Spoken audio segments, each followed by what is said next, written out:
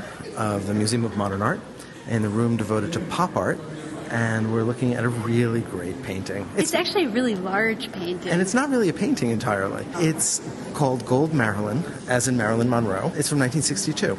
And it's not only that it's big, but it feels expansive because most of the canvas is covered with this kind of slightly metallic, bronzish gold paint. Marilyn's head sort of floating in a rectangle in the center. In the Too very small. center of it. I mean, really sort of weirdly isolated within the plane of the gold. But look at Marilyn's head. First of all, this is interesting because it was from, if I remember correctly, the last photo session that she vetted and she sort of approved. And if you look at it, it's actually terribly printed. It's not painted at all. No, it's a print. Yeah, right? From a newspaper, right? From a photograph from a newspaper that's been blown up, printed in black, and then really garishly overprinted with bad registration with these horrible colors that came right out of Dick Tracy comic strips. This yellow on top of the black for the hair, right? And the red for the lipstick and the green eyeshadow. Oh, God, this turquoise. It's just awful, isn't it? And then really the most sort of glamorously garish, the red of the lips, right, over the black. Now, this was right after her suicide.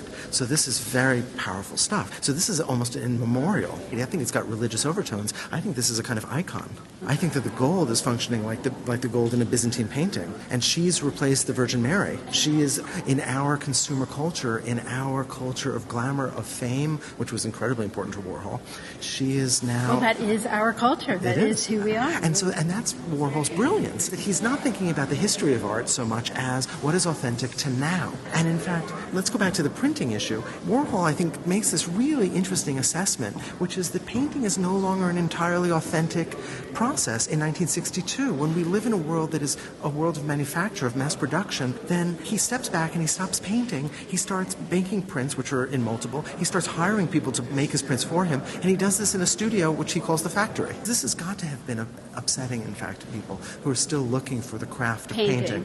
And worse than that, what Pop's main issue was turning the still life, the landscape, traditional history painting, what was left of it, all of those, in a sense, ancient traditions on its head and looking to popular culture. I mean, painting no longer the Virgin Mary, but a pop icon is an incredibly powerful, aggressive statement against Western culture. It was Lichtenstein who was asked in, I think it was 1961 or 62, what was pop art? And he said, after abstract expressionism, we could take an oil-soaked rag, put it on the wall, and somebody would call it a work of art. We were looking for something that was still despicable. And he said the thing that was still really despicable was popular visual culture, was the stuff of our commercial world. Low culture. Yeah. To me, this opens up a whole issue about identity and the way we assume identity. This is not Marilyn. In fact, we don't have any access to who she actually is at all. What we have here is her mask.